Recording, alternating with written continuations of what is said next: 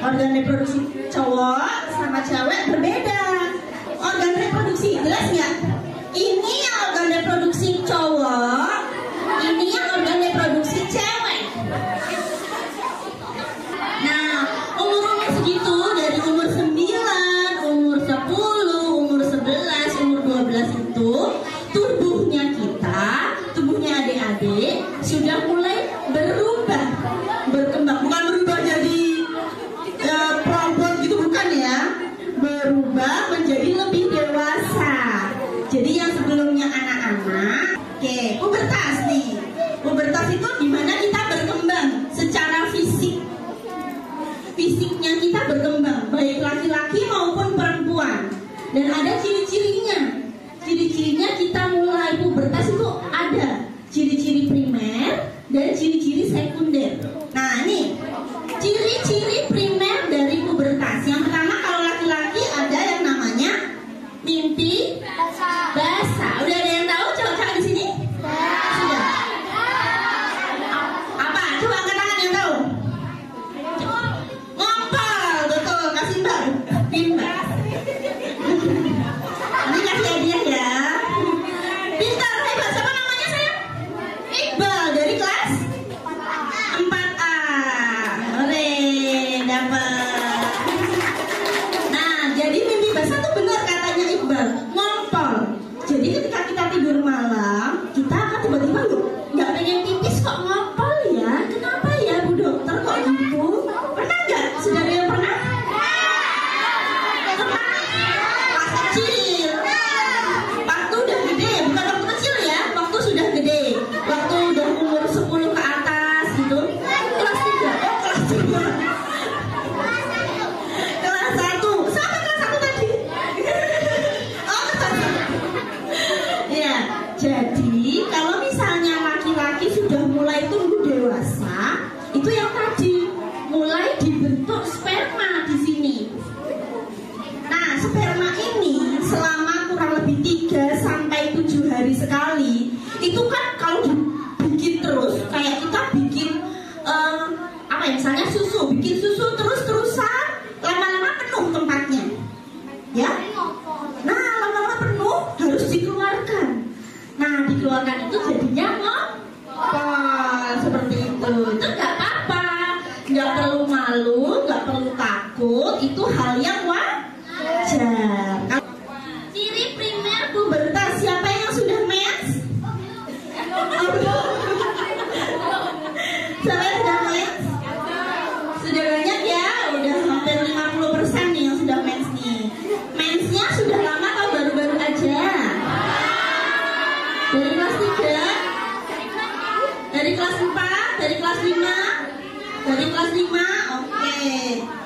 Nah, jadi menstruasi itu juga hal yang wajar ketika kita sedang dibahas. Sekarang kita masuk ke ciri sekunder dulu. Ciri sekunder itu adalah ciri-ciri lain yang mana kita akan tumbuh dewasa. Tanda-tanda kita tumbuh dewasa. Yang pertama, kalau pada perempuan payudaranya mulai membesar. Nah, biasanya agak sakit nih. Jadi kalau disenggol sedikit agak sakit. Jadi mungkin dijaga aja. Nah, kalau sudah mulai membesar, jangan malu.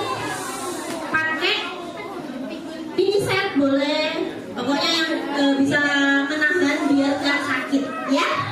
Gitu. Kemudian pinggulnya mulai membesar.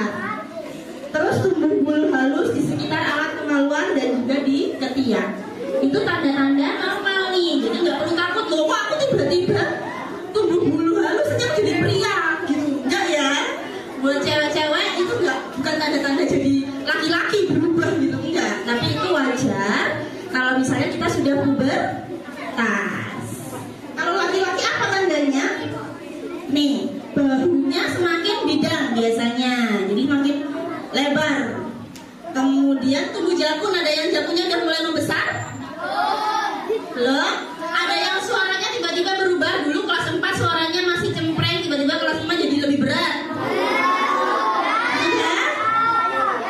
Lu ceweknya juga? Kamu ada jakunnya enggak? Enggak ya? Suaramu tambah berat? Oh, tambah berat ya. Nah, itu salah satu tanda bahwa sudah tambah keras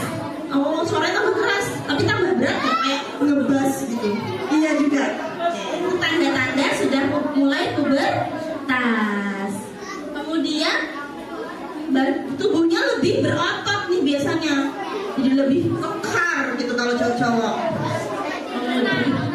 Kemudian tumbuh bulu halus juga. Ada yang sudah mulai berkumis atau berjenggot? Yang senang? Yang cowok, yang kelas 6 sudah ada yang mulai tumbuh kumis-kumis tipis?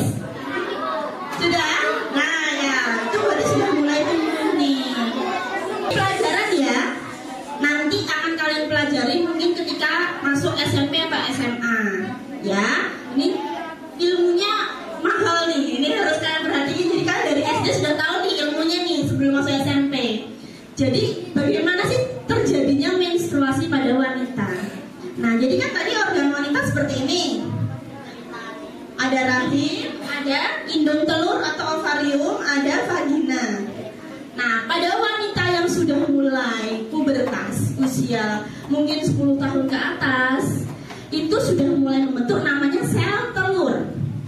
Ya, jadi wanita itu punya namanya sel telur. Nah, jadi ada hormon yang membentuk jadi folikel-folikel di di ovarium atau di indung telur. Nah, folikel itu isinya sel telur. Nah, ketika sel telur itu sudah matang nih, dia akan dikeluarkan untuk masuk jalannya sel telurnya, dikeluarkan dari sini, jalan ke sini, kemudian nanti akan ke rongga dinding rahim atau di uterus. Nah, ketika orang dewasa, ketika kita sudah dewasa dan kita sudah cukup umur untuk bereproduksi, sel telur itu apabila dibuahi oleh sperma jadilah anak atau bayi janin ya. Nah, tapi kalau enggak dibuahi, dia akan menebal nih dindingnya. Dindingnya akan menebal terus karena pengaruh hormon. Jadi dinding rahim itu akan menebal karena pengaruh hormon untuk persiapan peletakan bayi. Nah, kalau bayinya nggak ada, dinding yang menebal tadi akan luruh atau akan lepas dari dindingnya. Yang itulah terjadi menstruasi. Jadi menstruasi darahnya itu adalah peluruhan atau pelepasan dari dinding-dinding rahim yang menebal.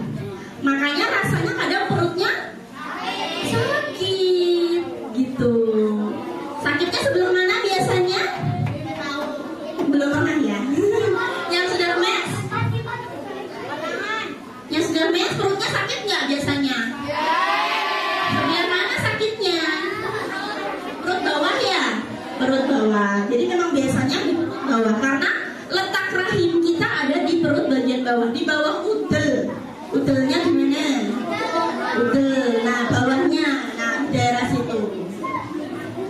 Nah, nih gejalanya makanya sering kram perut, terutama di bagian bawah nih, sakit perutnya.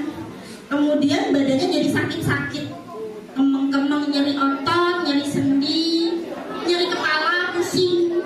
Kalau mens mungkin kadang ada yang migrain, ada yang pusing, itu wajar. Karena itu apa yang harus diwaspadai kalau mensnya nggak normal. Bu dokter, saya mensnya kok cuma sebentar, cuma 3 hari. Normal kok, tenang aja. Jadi yang perlu diwaspadai kalau mensnya kurang dari 3 hari. Jadi kalau 3 hari masih normal, sayang ya. Kalau misalnya 1 hari atau 2 hari itu berarti perlu waspada. Ada apa nih gitu. Kurang dari 3 hari atau lebih dari 7 hari. Sekarang kalau misalnya perutnya sakit nih, perutnya sakit saat haid, harus ngapain sih Bu dokter saya? Yang pertama boleh minum obat pereda nyeri, tapi ini lebih baik dikonsultasikan dulu biar diresepkan. Kalau misalnya nggak ada obat pereda nyeri, bisa ambil handuk hangat atau botol aqua kosong, botol mineral, itu diisi air hangat, dibungkus pakai handuk, terus dikompreskan di perut bagian bawah. Itu enak sekali. Nah, gitu ya. Nah, itu sekilas terkait menstruasi. Sekarang terkait organ reproduksi, gimana kita merawatnya, baik pria maupun wanita. Yang pertama nih, saya mau nanya lagi nih. Kalau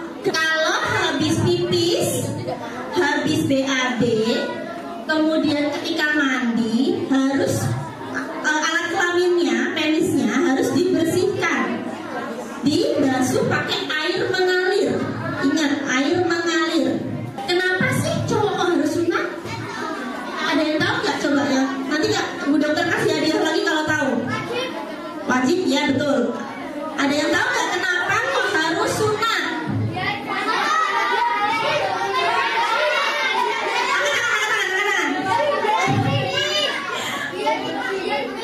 Biar bersih. Coba lagi. Betul sekali, sesuai peraturan Islam. Nah, jadi untuk mencegah penularan penyakit. Nah, kemudian kalau misalnya nih adik-adik sudah ada yang tumbuh rambut kemaluan laki-laki, lebih baik rutin dicukur nih. Kenapa sih harus rutin dicukur, Bu Dokter? Karena sama, kalau rambutnya panjang, terlalu tebal, lebat, itu bisa bikin tempat sarang infeksi bakteri sama jamur. Tuh, apalagi kalau nggak rajin cawi tadi. Nah, apalagi nggak rajin dibersihin, kemudian rambutnya panjang, jadi infeksi. Nah, sekarang kalau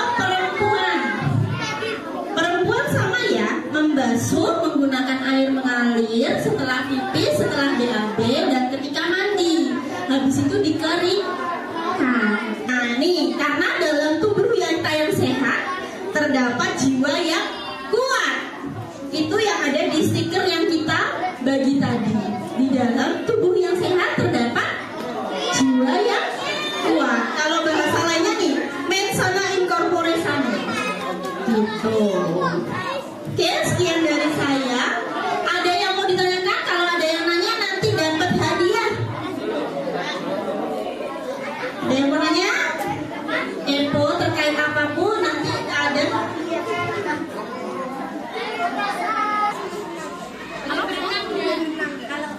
Dan boleh bilang apa enggak? Oke, gini, kalau mens itu sebenarnya kan pakai balut ya. Mens itu kalau misalnya kita lagi kena air, itu harusnya biasanya mensnya akan otomatis berhenti. Itu mekanisme tubuh kita. Jadi ketika kena air apalagi dingin, itu pasti mensnya otomatis berhenti. Cuma tetap tidak disarankan kalau lagi deres-deresnya. Kalau lagi deres banget, lebih baik jangan. Tapi kalau misalnya udah tinggal dikit, udah mungkin tinggal flat atau sudah sedikit banget, boleh nggak apa-apa. Nanti ketika kita masuk ke dalam kolam, itu akan berhenti kok mensnya. Gitu. Tapi nggak usah pakai balon, nanti balonnya berat. Masukkan air, bisa ya? Jadi tadi ya, unjuk jari tapi nggak pakai ngomong ya, cepet-cepetan. Dan nanti dipilih sama Bu Dokter jawaban yang paling benar. Oke? Tadi perhatiin apa enggak gitu ya. Bu Dokter punya hadiah buku. Bu Dokter punya hadiah buku, isinya bagus sekali ini. Dibikin sama yang sebelah sana. Nah, yang mau siapa? Oke, turun tangan dulu. Oke, pertanyaannya. Jeng. Nanti dijawab yang paling benar ya. Pertanyaannya yang pertama. Apa saja yang harus dilakukan untuk menjaga organ kewanitaan tetap bersih dan sehat? Belum.